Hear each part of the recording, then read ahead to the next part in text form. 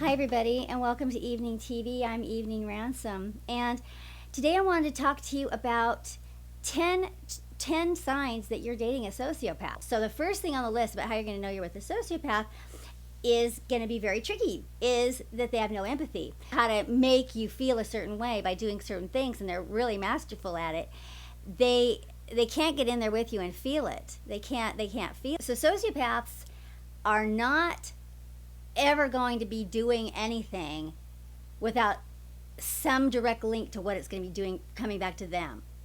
So, and of course narcissists are the same way. With narcissists it'll be much more obvious though. Well, actually, and that plays right into the next one, which is manipulation. Everything they're doing is with a specific effect in mind. So they might have some slippery, like outward look of generosity, but in private they're taking it back. There's some way that it's coming back to them. And so they are forever and always calculating, and there's not a free giving of anything. And manipulation in terms of like even how they will manipulate other people's emotions, and the pathological lying is how they how they can do this manipulation of people's emotions. I had this one story in particular where this lawyer that I was dating, this is the third of my 3 romantic relationships. I've had many more. When you watch my channel, you know about my family, but these 3 romantic relationships right in a row, which took place over the course of about 16 years. So that includes my 12-year marriage and then 2 2-year relationships, one on either side. So the third one of those was actually the person that I met during my divorce. He was a lawyer, and he really seduced me, and I was super, super vulnerable and all that. And so when he was in the discarding phase, and he really did a brutal discard, which was just like the nails in my coffin, because it was after this brutal divorce and this long drawn out thing. And then I put all my, I just completely was so vulnerable with this guy. And then right before the ink was even dry on my divorce, he dumped me. It was just the worst. And anyway, but after he did that, I was trying to get in touch with one of my lawyers, and a lawyer that I had a really good relationship with, which was rare because I had all these lawyers in the course of the divorce, and then I had this criminal case too that were going on at the same time. And for the most part, my lawyers were just treating me really awful, but I had this really good relationship with this one lawyer in particular, and he did a great job for me, and it was all really great. And I was calling him to try and follow up on something, and this was from the criminal case, and he wouldn't call me back. He wouldn't call me back. And it was clear he had dumped me as a client. And I thought we had a great relationship. I asked my ex-boyfriend if he had any idea what might have happened with my relationship, with why he won't call me back, what's going on there. And he said, at first he said no. And then I really pinned him. And he's probably feeling a little protective of me. Okay, this guy just completely dumped me. And I'm sure what he did is he went and made it look like how he had gone and tried to help this poor girl who was going through this terrible time, and then as soon as I got through it, I just dumped him and broke his heart, right? Which is a whole thing he has to do, because what he did was very unethical, very, very unethical. And so he has to make it look like he was victimized, that he really did fall head over heels in love with me, and that I broke his heart. That's the way he has to make it look to other people. And so that's what he did, and in the meanwhile he destroyed the relationship between me and my lawyer.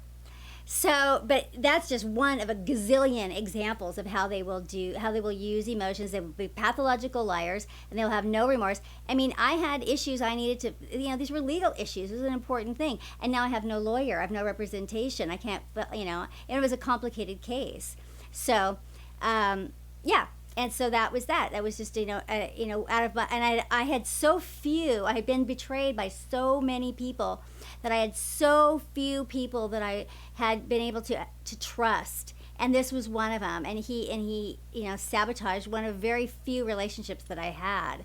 So it was really, it was really a brutal thing to do. Next point, so I think I've got these out of order. This is point 7 on my list, but I think we're only about point 4 here, which is lack of remorse. No remorse whatsoever. even after my son died, I mean, even after all, no one was able to say, gosh, maybe we did some things wrong, gosh, no. Everyone had to, no one could take any responsibility for their role in anything that happened and so the whole story for them is just going to be another one of almost of a victimization thing of like, oh, he was using drugs, and it was just that they had no role in it at all. They played no. So that's lack of responsibility right there. That's the pathological lying right there, and that's the lack of remorse right there. And that's all of it plays together. And of course that is something that the narcissist will do too. So the thing of it is too is that this narcissists are capable of a lot of these things, most of them in fact, but they don't do them all the time. They don't do them just they'll do them when prompted, when cornered. So narcissism is one of the traits. We all know what that is. It's that they're self-focused, they're concerned about their own needs, they're concerned about what they want, they're concerned about making sure that they come off feeling and looking better, stronger, smarter than everybody else. Be absolutely entitlement. How much of it is there? All of it. Whatever it is. Okay, so far we've got lack of empathy, manipulation, irresponsibility, narcissism, pathological lying, lack of remorse, okay, and superficial charm. Okay, now this one is definitely different from the narcissist. The narcissist is not concerned about that. The sociopath is absolutely concerned about being charming and making you feel good, figuring out how to get inside your head to figure out what you want to. Basically, what it is, they figure out how you want to be perceived, and then they pretend to perceive you that way. And they figure out what it is that you need in a friend, in a boyfriend, in a employee, in a whatever, and they pretend to be that. That's what they do. And if you are vulnerable, meaning that you are either lonesome, you are a narcissist. Narcissists are very, very vulnerable to the superficial charm of the sociopath because they are very vulnerable to flattery. Whereas a regular person might see it as phony, or they might be a little off, put off by it because it just feels uncomfortable and just kind of fake and over the top. A narcissist will not. A narcissist will be like, bring it on. You can't compliment them too much. They'll love it, So they're very, very vulnerable to being manipulated through flattery. So sociopath, and that's precisely what I've seen my ex-husband do it so many times. They are prone to boredom. So they'll take a lot of risks.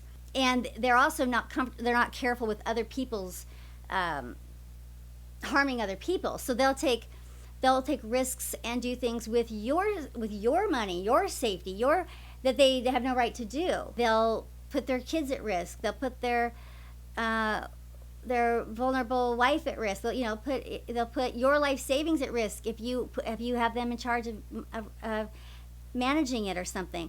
They'll stir up relationship problems. They'll stir up conflicts in families. They'll stir things up just because they're bored, just because it's fun and it's entertaining for them, and they don't feel bad when they make people feel bad, and they don't feel it's just entertaining for them if they can create that, if they can create drama. They will bully people that can't that they don't perceive as having anything to offer them. So children, pets, if there's nothing that they see that they can benefit from your relationship, they will bully you. But it will be in private. It'll be privately. So this is why children, and this is why my sons and I were basically, we didn't have any witnesses to what was happening, because the stuff he did never happened in front of other people. They're a sucker for power, which is basically they're a control freak. They want to control everything that you do, especially if they perceive you as being a reflection of them. So everything that they see is a reflection of them. They will be hugely controlling over it. So, and that includes people. And so but they'll never be pleased. So they'll constantly be trying to tweak you and make you into whatever it is they think you should be, having no thoughts to your feelings, having no thoughts to what this might be doing to your self-esteem or your self-concept or your self-empowerment or anything. Like, no thoughts, no concerns about any of that. All they want is to make sure that they've got you managed. Lack of empathy, manipulation, irresponsibility, narcissism, superficial charm, lack of remorse, prone to boredom, bullying, and a sucker for power.